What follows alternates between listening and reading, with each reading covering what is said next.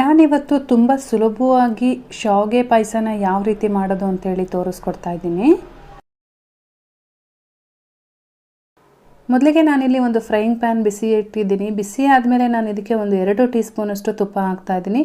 ತುಪ್ಪ ಸಂಪೂರ್ಣವಾಗಿ ಕರಗಿದ ಮೇಲೆ ಒಂದು 10 ರಿಂದ 12 ಗೋಡಂಬಿ ಕೂಡ ಹಾಕೋತಾ ಇದ್ದೀನಿ. ಇದಕ್ಕೆ ಗೋಡಂಬಿ ಹಾಕಿ ಒಂದು 30 ಸೆಕೆಂಡ್ಗಳ ಕಾಲ ಈ ರೀತಿ ಫ್ರೈ ಮಾಡ್ಕೋಬೇಕಾಗುತ್ತೆ. ಗೋಡಂಬಿ ಎಲ್ಲ ಲೈಟಾಗಿ ಸ್ವಲ್ಪ ಕಲರ್ ಚೇಂಜ್ ಆಗುತ್ತೆ. ಕಲರ್ ಚೇಂಜ್ ಆದಮೇಲೆ ನಾವಿಲ್ಲಿ ಇದಕ್ಕೆ ದ್ರಾಕ್ಷಿ ಹಾಕೋಬೇಕಾಗುತ್ತೆ. ನಿಮಗೆ ಇಷ್ಟ ಅಂದರೆ ಈ ಟೈಮಲ್ಲಿ ನೀವು ಬಾದಾಮಿನೂ ಕೂಡ ಕಟ್ ಮಾಡಿ ಹಾಕ್ಕೊಳ್ಳಿ. ನೋಡಿ, ಇವಾಗ ಸ್ವಲ್ಪ ಕಲರ್ ಚೇಂಜ್ ಆಗಿದೆ. ನಾನಿವಾಗ ಇದಕ್ಕೆ ಒಣದ್ರಾಕ್ಷಿ ಕೂಡ ಇದರೊಳಗಡೆ ಹಾಕೋತಾ ಇದ್ದೀನಿ. ಒಣದ್ರಾಕ್ಷಿ ಹಾಕಿದ ಮೇಲೆ ಇದನ್ನು ಒಂದು 30 ರಿಂದ 40 ಸೆಕೆಂಡ್ಗಳ ಕಾಲ ಫ್ರೈ ಮಾಡಿಕೊಂಡ್ರೆ ಸಾಕು, ಇದು ರೆಡಿ ಆಗುತ್ತೆ. ನೋಡಿ, ಇವಾಗ 30 ಸೆಕೆಂಡ್ ಆಗಿದೆ. ಟೋಟಲಾಗಿ 1 ನಿಮಿಷ ನಾನು ಫ್ರೈ ಮಾಡ್ಕೊಂಡಿದ್ದೀನಿ. ನೋಡಿ, ಇವಾಗ ಇದು ಕೂಡ ರೆಡಿಯಾಗಿದೆ. ಇವಾಗ ಇದನ್ನು ಸಪ್ರೇಟಾಗಿ ಒಂದು ಪ್ಲೇಟಲ್ಲಿ ಎತ್ತಿಟ್ಕೊಂಡಿರ್ತೀನಿ ನಾನಿವಾಗ ಅದೇ ಪ್ಯಾನ್ಗೆ ಶಾವಿಗೆ ಹಾಕೋತಾ ಇದ್ದೀನಿ. ತುಪ್ಪ ಏನೋ ನಾನು ಮತ್ತೆ ಆ್ಯಡ್ ಮಾಡ್ತಾ ಇಲ್ಲ, ಅದೇ ತುಪ್ಪಕ್ಕೆ ಹಾಕೋತಾ ಇದ್ದೀನಿ. ನೋಡಿ, ನಾನು ಇಲ್ಲಿ ಬೌಲ್ ತೋರಿಸ್ತಾ ಇದ್ದೀನಲ್ಲ, ಈ ಬೌಲಲ್ಲೇ ಎಲ್ಲ ಅಳತೆಗಳನ್ನು ತೊಗೋತೀನಿ. ನಿಮ್ಮ ಮನೆಯಲ್ಲಿ ಎಷ್ಟು ಜನ ಇರ್ತಾರೆ, ನಿಮಗೆ ಯಾವ ಕ್ವಾಂಟಿಟಿ ಬೇಕೋ ಅದನ್ನು ನೋಡ್ಕೊಂಡು ನೀವು ಯಾವ ಅಳತೆನಲ್ಲಿ ತೊಗೋತೀರಾ. ನಿಮ್ಮ ಮನೆಯಲ್ಲಿ ಬಟ್ಲು ಅಥವಾ ಲೋಟ ದೊಡ್ಡದು ಅಥವಾ ಚಿಕ್ಕದು ಯಾವುದಾದ್ರೂ ಒಂದನ್ನು ಇಟ್ಕೊಂಡು ಅದರಲ್ಲೇ ಅಳತೆ ತೊಗೊಳ್ಳಿ.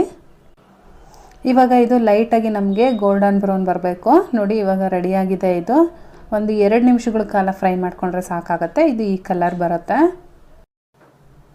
ನಾನಿಲ್ಲಿ ಅದೇ ಸೇಮ್ ಬೌಲಲ್ಲಿ 1 ಬೌಲಷ್ಟು ನೀರನ್ನು ಹಾಕ್ತಾಯಿದ್ದೀನಿ. ನೀರನ್ನು ಹಾಕ್ಕೊಂಡು ಚೆನ್ನಾಗಿ ಒಂದ್ಸರಿ ಮಿಕ್ಸ್ ಮಾಡ್ಕೊಳ್ಳೋಣ.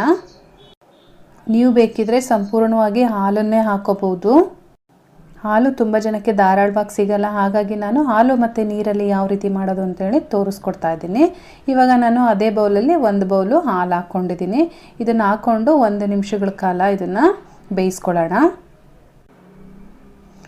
ಸುಮಾರು 1 ನಿಮಿಷ ಆದಮೇಲೆ ನಾನಿಲ್ಲಿ ಮತ್ತೆ ಇನ್ನೊಂದು ಬೌಲು ಹಾಲು ಹಾಕ್ತಾಯಿದ್ದೀನಿ.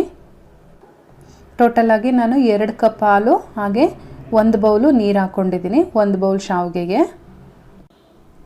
ನೀವು ಬೇಕಿದ್ರೆ ಈಕ್ವಲಾಗಿ ಹಾಕೋಬೋದು. 1.5 ಬೌಲು ನೀರು ಹಾಗೆ 1.5 ಬೌಲಷ್ಟು ಹಾಲು ಹಾಕೋಬೋದು, ಅಥವಾ ಸಂಪೂರ್ಣವಾಗಿ ನೀವು 3 ಬೌಲು ಕೂಡ ಹಾಲನ್ನೇ ಹಾಕೋಬೋದು. ನೋಡಿ, ಇವಾಗ ಇದು ಶಾವಿಗೆ ಎಲ್ಲ ಬೆಂದಿದೆ. ಈ ರೀತಿ ನೀವು ಕೈಯಲ್ಲಿ ತೊಗೊಂಡು ಪ್ರೆಸ್ ಮಾಡಿದ್ರೆ ಅದು ಈಸಿಯಾಗಿ ಕಟ್ ಆಗುತ್ತೆ. ಶಾವಿಗೆ ಎಲ್ಲ ಈ ರೀತಿ ಚೆನ್ನಾಗಿ ಬೆಂದಮೇಲೆ ನಾವು ಇದಕ್ಕೆ ಸಕ್ಕರೆ ಆ್ಯಡ್ ಮಾಡೋಣ. ನಾನಿಲ್ಲಿ ಸಕ್ಕರೆನ ಸೇಮ್ ಬೌಲಲ್ಲಿ 3/4 ಬೌಲಷ್ಟು ಸಕ್ಕರೆ ತೊಗೊಂಡಿದ್ದೀನಿ. ನೀವೇನಾದರೂ ಸ್ವೀಟ್ ಜಾಸ್ತಿ ಇಷ್ಟಪಡ್ತೀರಿ ಅನ್ನೋದಾದರೆ 1 ಬೌಲ್ ಫುಲ್ ಹಾಕ್ಕೊಳ್ಳಿ. ಸಕ್ಕರೆ ಹಾಕಿದ ಮೇಲೆ ಚೆನ್ನಾಗಿ ಮಿಕ್ಸ್ ಮಾಡ್ಕೊಳ್ಳಿ. ಚೆನ್ನಾಗಿ ಮಿಕ್ಸ್ ಮಾಡಿ ಸಕ್ಕರೆ ಎಲ್ಲ ಕರಗಿದ ಮೇಲೆ ನಾನು ಇದಕ್ಕೆ ಒಂದು 1/4 ಟೀ ಸ್ಪೂನಷ್ಟು ಏಲಕ್ಕಿ ಪೌಡ್ರ್ ಹಾಕೋತಾ ಇದ್ದೀನಿ. ಏಲಕ್ಕಿ ಪೌಡ್ರ್ ಹಾಕಿದ ಮೇಲೆ ಇನ್ನೊಂದು ಸರಿ ಚೆನ್ನಾಗಿ ಮಿಕ್ಸ್ ಮಾಡ್ಕೊಳ್ಳಿ. ಚೆನ್ನಾಗಿ ಮಿಕ್ಸ್ ಮಾಡಿ ಮತ್ತೆ 1 ನಿಮಿಷಗಳ ಕಾಲ ಇದನ್ನು ಕುದಿಸ್ಕೊಳ್ಳಿ. ನೀವೇನಾದರೂ ಕಲರ್ ಇಷ್ಟಪಡ್ತೀರಾ, ಕಲರ್ ಆಗಿರಬೇಕು ಅಂತ ಅಂದರೆ ನೀವು ಹಾಲು ಹಾಕ್ತಿರಲ್ಲ, ಆ ಟೈಮಲ್ಲಿ 1-2 ಕೇಸರಿ ದಳನ ಹಾಕ್ಕೊಳ್ಳಿ. ಅಥವಾ ಈ ಟೈಮಲ್ಲಿ ನೀವು ಫುಡ್ ಕಲರ್ ಬರುತ್ತಲ್ಲ, ಕೇಸರಿ ಫುಡ್ ಕಲರ್, ಅದನ್ನು ಒಂದು 1/4 ಟೀ ಸ್ಪೂನಷ್ಟು ಅಥವಾ ಒಂದು 2 ಪಿಂಚಷ್ಟು ಇದರೊಳಗಡೆ ಹಾಕ್ಕೊಳ್ಳಿ.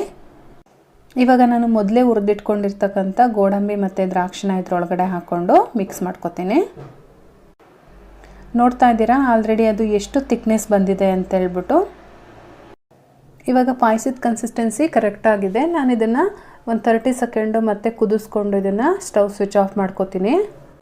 ನಿಮಗೇನಾದರೂ ತುಂಬ ತೆಳಬೇಕು ಅಂದರೆ ಇನ್ನೊಂದು ಬೌಲಷ್ಟು ಹಾಲನ್ನು ಆ್ಯಡ್ ಮಾಡಿ, ಅಥವಾ ನಾನು ಇವಾಗ ಏನು ತೋರಿಸ್ತಾ ಇದ್ದೀನಿ ಈ ಕನ್ಸಿಸ್ಟೆನ್ಸಿನೇ ಇರಲಿ ಅಂತ ಅಂದರೆ ನಾನು ಇವಾಗ ಎಷ್ಟು ಹಾಲು ಹಾಕಿದ್ದೀನಿ ಅಷ್ಟೇ ಸಾಕಾಗುತ್ತೆ.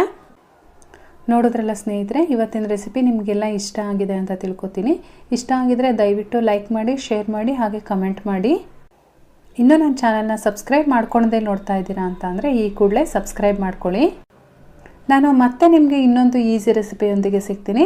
ಅಲ್ಲಿವರೆಗೂ bye bye, take care, thank you for watching.